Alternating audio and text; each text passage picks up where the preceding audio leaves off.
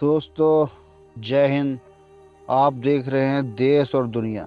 देश और दुनिया में आपको बताएंगे गोरिल्ला युद्ध के बारे में। बहुत पुराने ज़माने में जब साम्राज्य अपनी सेनाएं लेकर युद्ध मैदानों में भिड़ते थे, तब भी कुछ छोटे समूह ऐसे थे जो खुले मैदान में नहीं लड़ते थे। वे जंगलों में छिप जाते थे, पहाड़ों में घात लगाते थे, रात में हमला करते और सुबह गायब हो जाते। यानी वे पारंपरिक युद्ध नहीं करते थे, बल्कि अपने दिमाग और इलाके के ज्ञान से दुश्मन को थकाते थे। यही तरीका बाद में गोरिल्ला युद्ध कहलाया। गोरिल्ला शब्द स्पेनिश भाषा के शब्द गुर्रिया युद्ध से बना है, जिसका अर्थ होता है छोटा युद्ध या लिटिल वार। दोस्तों, गोरिल्ला युद्ध का असली नाम कब पड़ा? सन 1808 की बात है। नेपोलियन बोनापार्ट की फ्रांसीसी सेना ने स्पेन पर कब्जा कर लिया था। फ्रांसीसी सेना बहुत ताकतवर थी। हजारों सैनिक, तोपें, घोड़े सब कुछ लेकर चल रहे थे, लेकिन स्पेन के लोगों ने हार नहीं मानी। वे गांव-गांव में छोटे दल बनाकर निकल पड़े। कोई दिन में किसान था, रात में योद्धा था। कभी पुल तोड़ देते, कभी सेना की गाड़ियां रोक देते, कभी रात के अंधेरे में छावनी पर हमला करके गायब हो जाते। फ्रांसीसी सेना हैरान रह गई। ये दुश्मन है कहाँ? कौन है? कहाँ छिपा है? स्पेन के लोगों ने बिना बड़ी सेना के भी नेपोलियन को थका दिया, और तब पहली बार यूरोप में इस तरह की लड़ाई को कहा गया गोरिल्ला वारफेयर, यानी छोटा युद्ध। अब जब यह तरीका सफल हुआ, दुनिया के कई देशों ने इसे अपनाया। भारत में भी 1600-1700 के दौर में छत्रपति शिवाजी महाराज ने मुगलों के खिलाफ कुछ ऐसा ही किया था। उन्होंने छोटी सेनाएं बनाई, जंगल पहाड़ों में घात लगाई और भारी मुगल फौज को थका दिया। इसलिए उन्हें गोरिल्ला युद्ध का उस्ताद कहा जाता है। अमेरिका में क्रांतिकारियों ने ब्रिटिश सेना के खिलाफ यही तरीका अपनाया। चीन में माओ तुसे तुंग ने इसी को जनता का युद्ध, पीपुल्स वार कहा। उनका मानना था, अगर जनता तुम्हारे साथ है तो तुम हर साम्राज्य को हरा सकते हो। क्यूबा में चे गुएवारा और फिदेल कास्त्रो ने इसी तरीके से बड़ी तानाशाही सरकार को गिरा दिया। दोस्तों, गोरिल्ला युद्ध में 5 मुख्य बातें होती हैं। छोटे छोटे दल, 5 से 20 लोगों का समूह होता है। दूसरा दोस्तों, भौगोलिक फायदा, पहाड़, जंगल, घाटियां, जहां छिपना आसान हो। तीसरा दोस्तों, लोकल समर्थन, गांव वाले ही सबसे बड़ी ताकत होते हैं। चौथा दोस्तों, तेजी और समय का चयन, अचानक हमला करना और तुरंत वापसी करना। दोस्तों, पांचवा, मनोवैज्ञानिक असर, दुश्मन को मानसिक रूप से दोस्तों थका देना। दोस्तों, गोरिल्ला युद्ध के फायदे और नुकसान क्या क्या है? बड़े दुश्मन के सामने भी जीतने का मौका होता है, और बहुत कम संसाधनों में ज़्यादा असर होता है। जनता का सहयोग मिलने पर तो यह बहुत टिकाऊ और रणनीति बन जाती है। दुश्मन हमेशा असमंजस में रहता है, हमले की दिशा कहाँ से होगी ये दुश्मन को पता नहीं होता है। दोस्तों, इसका जो नुकसान है वो किस प्रकार से हो सकता है? आम जनता बीच में फंस जाती है, जान माल का नुकसान होता है, लंबे समय तक चलने पर लोगों की थकान और संसाधन में कमी होती है, कई बार निर्दोष लोगों की मौत या विस्थापन भी हो जाता है। अगर जनता का समर्थन चला गया तो पूरा आंदोलन खत्म हो जाता है। दोस्तों, अभी बात करते हैं आधुनिक दौर में गोरिल्ला युद्ध की। आज भी यह रणनीति जिंदा है। अफगानिस्तान में तालिबान ने 20 साल तक अमेरिकी सेनाओं के खिलाफ इसी तरह लड़ाई लड़ी। वियतनाम युद्ध में वियतनामी गोरिल्ला वियतकॉन्ग ने अमेरिका जैसी महाशक्ति को पीछे हटने पर मजबूर कर दिया। पाकिस्तान अफगान सीमा में आज भी कुछ विद्रोही गुट यही तरीका अपनाते हैं। यानी 2000 साल बीत गए पर गोरिल्ला युद्ध का मूल विचार वही है। छोटा समूह, बड़ी योजना और दुश्मन को थकाने की रणनीति। दोस्तों, गोरिल्ला युद्ध हमें यह सिखाता है कि युद्ध सिर्फ हथियारों का नहीं, समझ, जनता और समय का भी होता है। लेकिन यह भी सिखाता है कि हर युद्ध, चाहे कितना भी बुद्धिमान क्यों ना हो, आखिर में आम लोगों की जिंदगी पर गहरा असर डालता है। इसलिए शांति ही असली जीत है। दोस्तों, क्या आपने कभी सोचा है कि छोटी छोटी टुकड़ियां बड़ी बड़ी सेनाओं को कैसे हरा देती है? आज हम जानेंगे गोरिल्ला युद्ध की कहानी, जहाँ दिमाग, धरती और जनता बन गए थे बड़े बड़े हथियार। जब छोटी सेनाएं भी बड़ी ताकतों पर भारी पड़ी थी।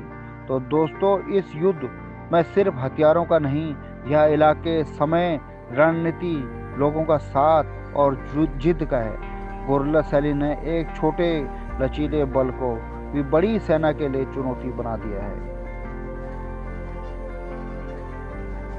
कोई चल रहा था बिना झंडे, बिना यूनिफॉर्म के, लेकिन उसमें उसके कदमों की आवाज ने दुनिया की दो सबसे बड़ी ताकतों, रूस और अमेरिका को झुका दिया। यही है गोरिल्ला युद्ध की कहानी, और इसके सबसे बड़े खिलाड़ी है तालिबान की दास्तान। 1979 में जब सोवियत संघ, रूस ने अफगानिस्तान में अपनी सेना भेजी, तो उन्हें लगा यह देश कुछ महीनों में उनके कब्जे में आ जाएगा। लेकिन अफगानिस्तान की घाटियां और पहाड़ किसी भी विदेशी के लिए कब्रगाह बन गई। स्थानीय लड़ाके, जिन्हें मुजाहिदीन कहा गया, छोटे छोटे समूह में बंट गए। वे कभी रात में हमला करते, कभी घाटियों में छुप जाते, कभी रास्ते में बारूदी सुरंग बिछा देते। रूसी सेना के पास तोपें और टैंक तो थे, पर इन लड़ाकों के पास था इलाके का ज्ञान और जनता का साथ। 10 साल तक रूस लड़ता रहा। आखिर में थक कर उसने 1989 में अफगानिस्तान छोड़ दिया। यही वह पल था जब दुनिया ने देखा कि गोरिल्ला युद्ध किसी भी सुपर पावर को हरा सकता है। दोस्तों, रूस के जाने के बाद अफगानिस्तान में अलग अलग गुट आपस में भिड़ने लगे। इन्हीं हालतों से 1994 में उभरा एक नया समूह, तालिबान। ये लोग धार्मिक छात्र थे, जिनका नेतृत्व मुल्ला उमर के हाथ में था। उन्होंने वही पुरानी रणनीति अपनाई, छोटे छोटे हमले, तेज मूवमेंट, इलाके का फायदा और स्थानीय लोगों से तालमेल। कुछ ही सालों में उन्होंने पूरे अफगानिस्तान पर कब्जा कर लिया। 1996 में तालिबान ने काबुल में सरकार बना ली। यही वो गोरिल्ला रणनीति थी जिसने एक बार रूस को हराया था। अब उसी अफगानिस्तान को तालिबान के हाथों में दे दिया। 11 सितंबर 2001 में न्यूयॉर्क पर एक बड़ा आतंकी हमला हुआ। अमेरिका ने तालिबान को दोषी ठहराया और अफगानिस्तान पर हमला कर दिया।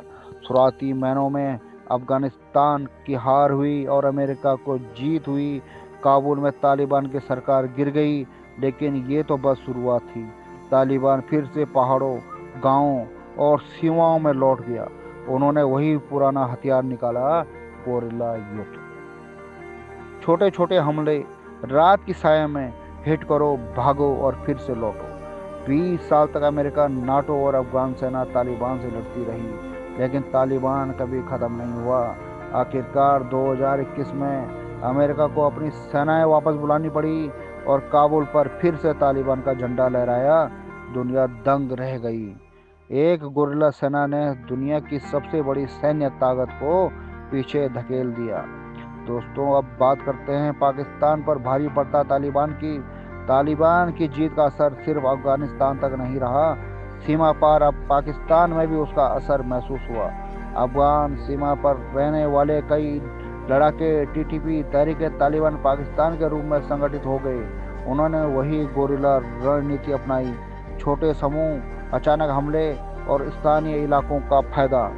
पाकिस्तान की बड़ी सेना को अब उसी दाव से जूझना पड़ रहा है जो कभी तालिबान ने रूस और अमेरिका पर खेला था। पाकिस्तानी फौज के लिए सबसे मुश्किल बात यह है कि दुश्मन ना दिखाई देता है, ना किसी एक जगह पर टिकता है। वो हर जगह है और कहीं भी नहीं। यानी गोरिल्ला युद्ध अब पाकिस्तान के लिए भी सिरदर्द बन गया है।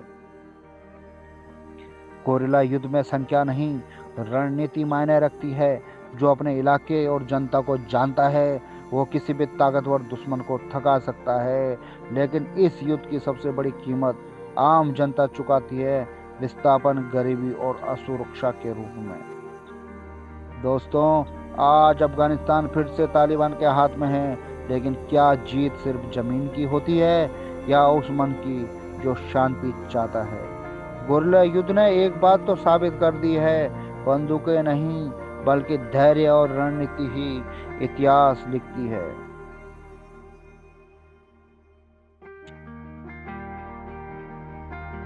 दोस्तों, तो अब आपका क्या कहना है? क्या पारालंपिक सेना मॉडल समय के साथ बदलना चाहिए?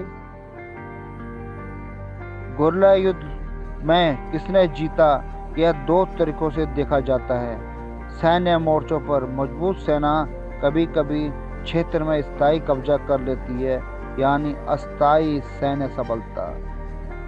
राजनीतिक मोर्चे पर अगर गोरिल्ला दल लंबा लड़ता रहकर दुश्मन की इच्छा और संसाधन खा दे तो रणनीतिक रूप से गोरिल्ला जीतते हैं, भले ही वो तकनीकी रूप से कम संसाधन वाले हो।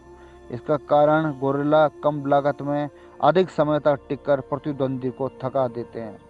अगर हम इसका निष्कर्ष निकालें तो मैदान पर अस्थायी जीत बड़े बड़े बल की हो सकती है, पर दीर्घकालिक और राजनीतिक विजय अक्सर गोरिल्ला पक्षों के पक्ष में ही जा सकती हैं। तो दोस्तों, अभी आपसे सवाल है, क्या आधुनिक दौर में कोई देश धैर्य और जनता की शक्ति को हरा सकता है? कमेंट में ज़रूर बताइए। क्या आज भी गोरिल्ला रणनीति सबसे प्रभावी हथियार है? और कैसे तालिबान की यह रणनीति अब पाकिस्तान की सीमा पर एक नई चुनौती बन गई है? धन्यवाद। जय हिंद।